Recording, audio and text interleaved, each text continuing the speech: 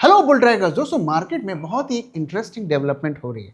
हमारे मार्केट्स आज भी ऑल टाइम लेवल के आसपास ही घूम रहे हैं। डीआईआईज रिकॉर्ड पैसा मार्केट में पंप कर रहे हैं, लेकिन एफआईआईज लगातार सेलिंग कर रहे हैं। पिछले 5 सालों में उनकी ज़ीरो नेट इन्वेस्टमेंट है हमारे मार्केट में, यानी कि वो लगातार पैसा निकाल रहे हैं।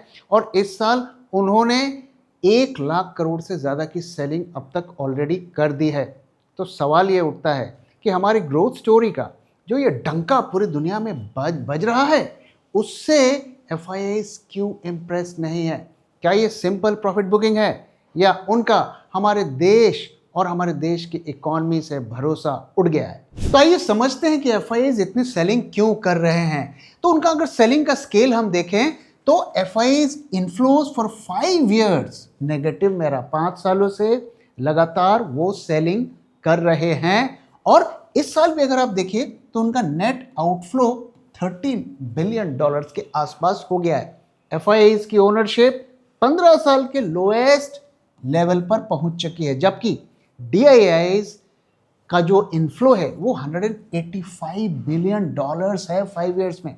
अब आप सोच रहे होंगे कि थैंक गॉड डीआईआईज ने मार्केट को बचा लिया। क्या ये बात सही है? जी हाँ, ये बात सही है, लेकिन ये बात भी उतनी ही सही है कि डीआईआईज जिसमें आपका पैसा रहता है, उसके कॉस्ट पर एफआईआईज ने ज़बरदस्त प्रॉफिट को बुक किया है और वो पैसा बाहर ले गए हैं। और अब जो अगर वो फर्दर सेलिंग करेंगे तो उसका जो बोझ आपके ऊपर ही आएगा और आपको ही उसका घाटा उठाना पड़ेगा।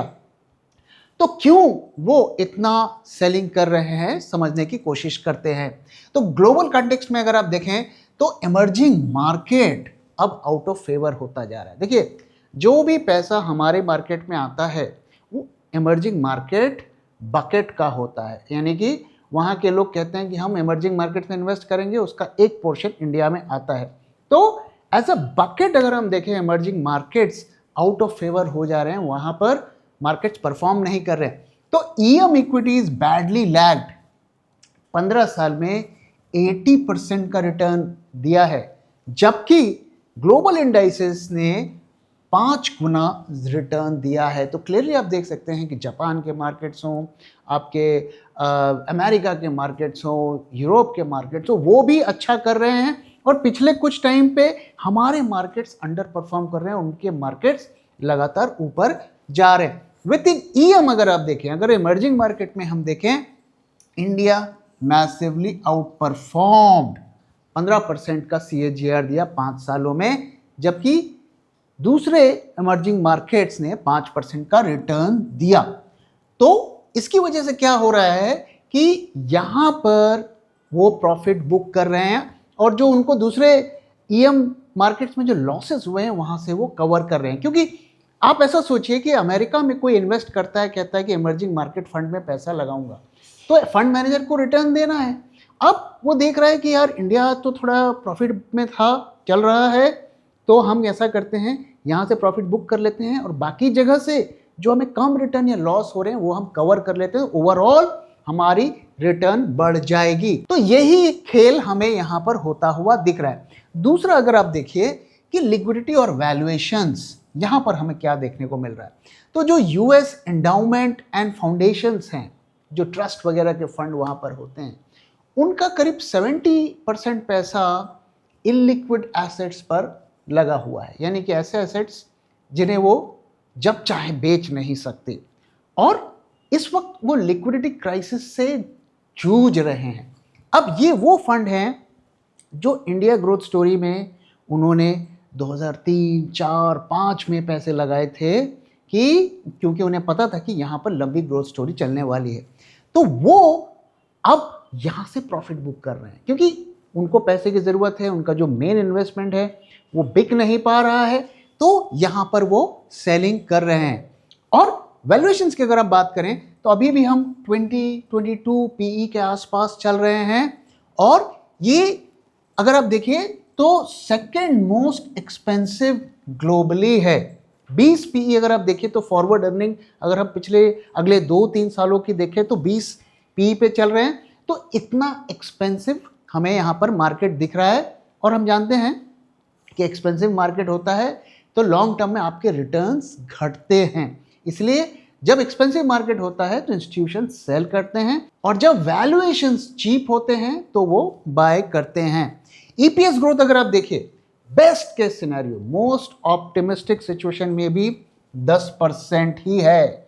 और जब अगले 2-3 सालों तक आपको ग्रोथ के प्रोजेक्शंस ना हो तो ये 20-22 पी आपके लिए काफी ज्यादा होता है। तो इस वजह से भी वो सेलिंग कर रहे हैं। और साथ ही आप देखिए कि गवर्नमेंट पॉलिसी, अगर आप देखिए ये जो तीसरा टर्म चल रहा है उसमें उतने इंडस्ट्री फ्रेंडली डिसीजंस नहीं लिए जा रहे हैं। बजट में भी हमने देखा कि केपेक्स वगैरह में ग्रोथ हमें नहीं देखने को मिली। हालांकि टैक्स कट, जीएसटी कट्स, इन सब की बातें हो रही हैं, लेकिन somehow market is not impressed क्योंकि इकोनॉमी में उसका हमें रिजल्ट देखने को नहीं मिल रहा है। अब अगला जो रीजन हम डिस्कस करने वाले हैं वो टेक से रिलेटेड है, एआई से रिलेटेड है। हम जानते हैं दोस्तों, जब भी नए टेक्नोलॉजी कोई भी कंट्री अडॉप्ट करती है, उसमें डेवलपमेंट करती है तो उसकी तरक्की होती है। हमने जब आईटी सेक्टर पे अर्ली मूव लिया और हम आईटी सेक्टर में एक तरीके से लीडर बन गए 2000 के दशक में, उसका फायदा हमने सालों साल भोगा। आज वही सिचुएशन है, एआई का जमाना है, हर जगह एआई एआई एआई।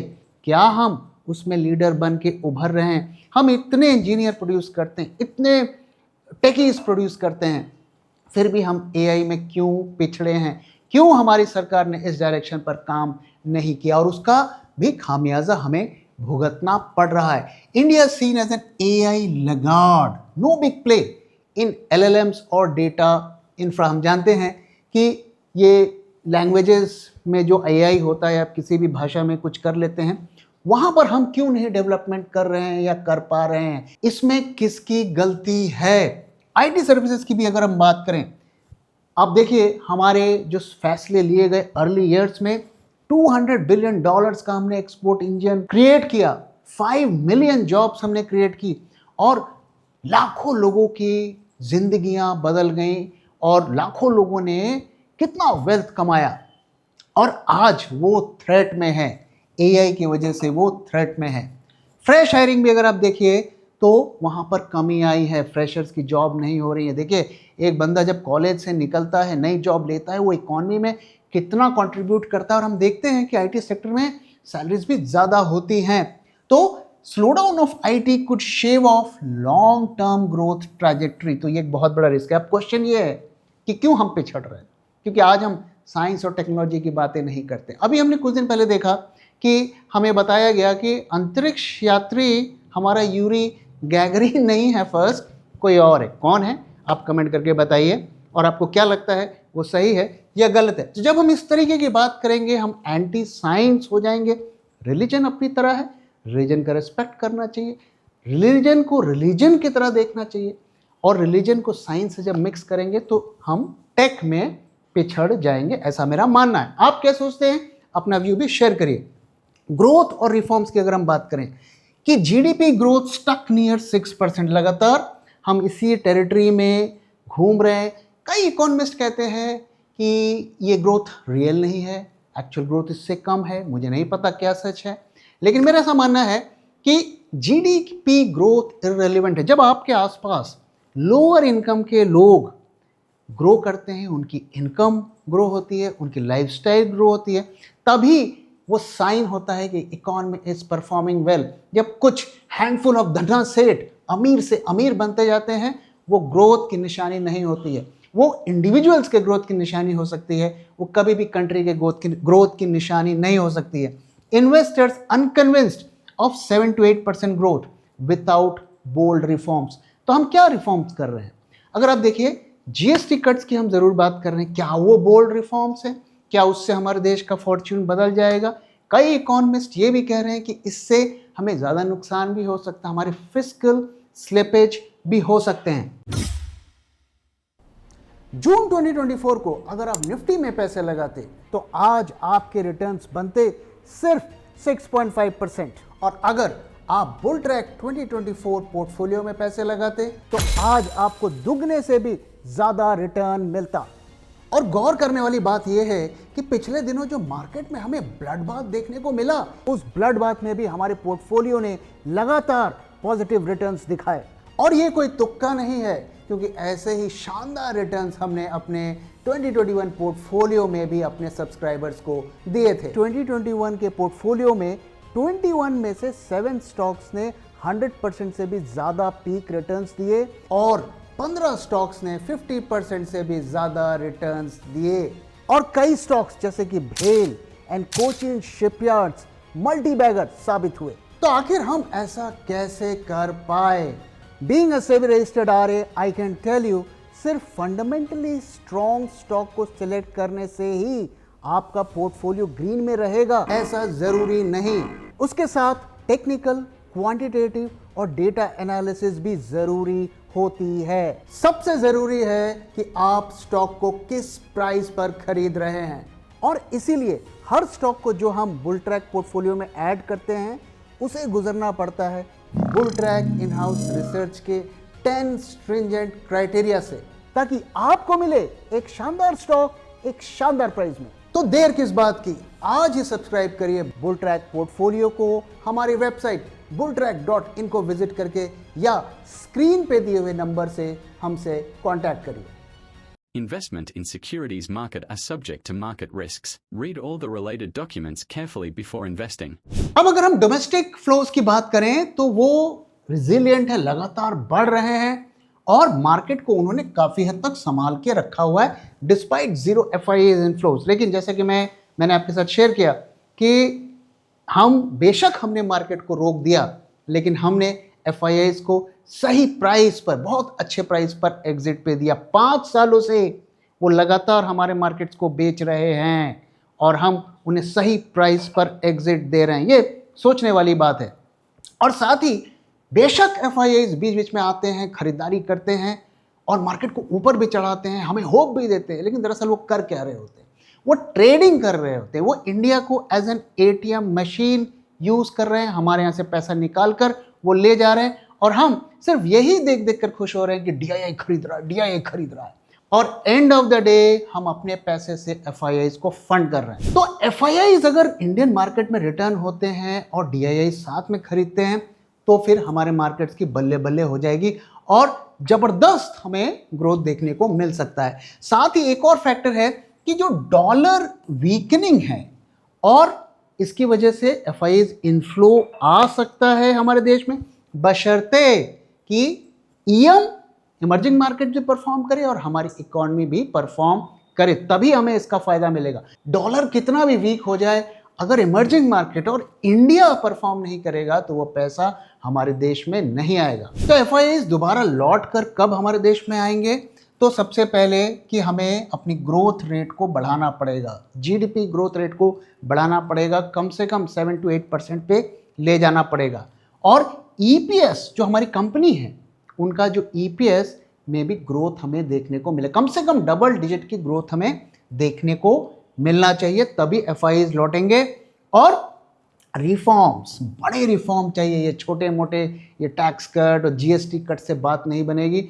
इस वक्त हमें 1991 टाइप के बोल्ड और बिग रिफॉर्म्स की ज़रूरत है, जो कि इकोनॉमिस्ट, हमारे देश के टॉप इकोनॉमिस्ट लोगों को सोचना चाहिए और सजेस्ट करना चाहिए सरकार को कि क्या बड़े रिफॉर्म्स हमें करने चाहिए। और finally, only economic leverage matters globally.